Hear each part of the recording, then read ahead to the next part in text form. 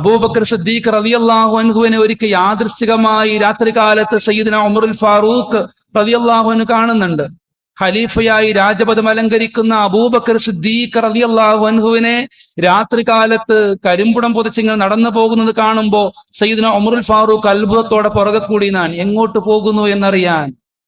ദീർഘമായ യാത്രയിൽ മരുഭൂമികൾ താണ്ടിയിട്ട് മലമടക്കുകൾ താണ്ടി കടന്നു പോകുന്ന അബൂബക്കർ സിദ്ദീഖ് റളിയല്ലാഹു അൻഹുവിന്റെ പിന്നാലെ സഞ്ചരിക്കുന്നുണ്ട് സയ്യിദുന ഉമറുൽ ഫാറൂഖ് റളിയല്ലാഹു അൻഹു. രാത്രിയുടെ ഈ അരണ്ടയാമങ്ങളിൽ പോലും അങ്ങ് എവിടെ പോകുന്നു എന്നറിയാൻ നോക്കുമ്പോ ആ സമയത്ത് നരാചരകൾ ബാധിച്ച, തീർത്തും വാർദ്ധക്യം പ്രാപിച്ച, കണ്ണ് കാണാൻ കഴിയാത്ത പാവപ്പെട്ട ഒരു സാധു സ്ത്രീ, ആ സ്ത്രീയുടെ മലമൂത്ര വിസർജന വസ്ത്രങ്ങളെല്ലാം കഴുകി ശുദ്ധീകരിച്ച് ആ പ്രിയപ്പെട്ട ഉമ്മയെ കുളിപ്പിച്ച് ആ പ്രിയപ്പെട്ട ഉമ്മയുടെ വായിലേക്ക് ഭക്ഷണം കൊടുത്തിട്ടാണ് സയ്യിദുന അബൂബക്കർ സിദ്ദീഖ് റളിയല്ലാഹു അൻഹു രണ്ടാമതൊരാൾ പോലും അറിയാതെ തിരിച്ച് തന്റെ വീട്ടിലേക്ക് കടന്നു പോകുന്നതെന്നാണ്. വഫാത്തിന്റെ തൊട്ടടുത്ത ദിവസങ്ങളിൽ സയ്യിദുന ഉമറുൽ ഫാറൂഖിനെ അബൂബക്കർ സിദ്ദീഖ് റളിയല്ലാഹു അൻഹു അടുത്തേക്ക് വിളിച്ചിട്ട് പറയുന്നുണ്ട്, ഇന്നാലിന്ന സ്ഥലത്ത് ഇന്നാലിന്ന പ്രദേശത്ത് ഒരു പാവപ്പെട്ട ഉമ്മ താമസിക്കുന്നുണ്ട്.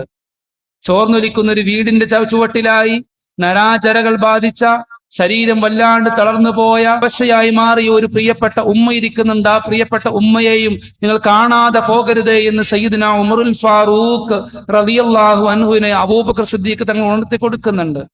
ഉമർ റളിയല്ലാഹു അൻഹു ഭരണസിരാ കേന്ദ്രം അങ്ങനെ മനോഹരമായി ഭരിക്കപ്പെടുമ്പോ രാത്രി സമയത്ത് റൊട്ടിയുമായി ഉമർ റളിയല്ലാഹു അൻഹു ഉമ്മയുടെ വീട്ടിലേക്ക് പോകുന്നുണ്ട്. അവിടെ ചെന്നിട്ട് ഉമ്മയുടെ മലിനമായ വസ്ത്രങ്ങളെല്ലാം കഴുകി വൃത്തിയാക്കി, കട്ടിലെല്ലാം കഴുകി വൃത്തിയാക്കി ആ ഉമ്മയെ കുളിപ്പിച്ച ശേഷം ഭക്ഷണം വായിലേക്ക് വെക്കുമ്പോ ആ ഉമ്മ ചോദിക്കുന്നുണ്ട്, നിങ്ങളാരാണ്? താൻ കൊടുത്ത ഭക്ഷണത്തിനെങ്ങാനും എന്തെങ്കിലും പോരായ്മയോ, താൻ കുളിപ്പിച്ച് വസ്ത്രം മാറ്റുന്നതിനിടയിൽ വേദനയോ സംഭവിച്ചോ എന്നറിയാൻ സങ്കടത്തോടെ വേവലാതിയോടെ ആ ഉമ്മയോട് സയ്യിദുന ഉമറുൽ ഫാറൂഖ് തങ്ങൾ ചോദിക്കുന്നുണ്ട്, എന്ത് സംഭവിച്ചു പോയി?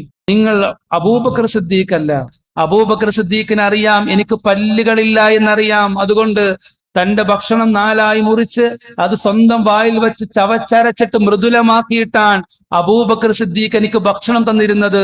ഇപ്പോ തരുന്ന ഭക്ഷണം അങ്ങനെ അത്ര അയവുള്ളതല്ലല്ലോ, വലിയ മാർദ്ദവമുള്ള കട്ടിയുള്ള ഭക്ഷണമാണല്ലോ എന്ന് പറഞ്ഞപ്പോഴാണ് സയ്യിദുന ഉമറുൽ ഫാറൂഖ് റളിയല്ലാഹു അൻഹു പൊട്ടിക്കരഞ്ഞു എന്നാണ്. എന്നിട്ട് പറഞ്ഞു, അബൂബക്കർ സിദ്ദീഖ് തങ്ങൾ വഫാത്തായിട്ടുണ്ട്, ഇപ്പോ ഇസ്ലാമിന്റെ ഖിലാഫത്ത് നടത്തുന്നത് ഞാനാണ് പറഞ്ഞിട്ട് ഭക്ഷണം എടുത്ത് നാലായി മുറിച്ച് വായിലേക്ക് വെച്ച് മൃദുലമാക്കി മിനുസപ്പെടുത്തി വെള്ളം കൂട്ടി അയവ് വരുത്തിയതിനു ശേഷം ആ ഉമ്മയെ ഭക്ഷണം കൊടുത്തിട്ടാണ് സയ്യിദുന ഉമറുൽ ഫാറൂഖ് റളിയല്ലാഹു അൻഹു തിരിച്ച് വീട്ടിലേക്ക് വരുന്നതെന്നാണ്.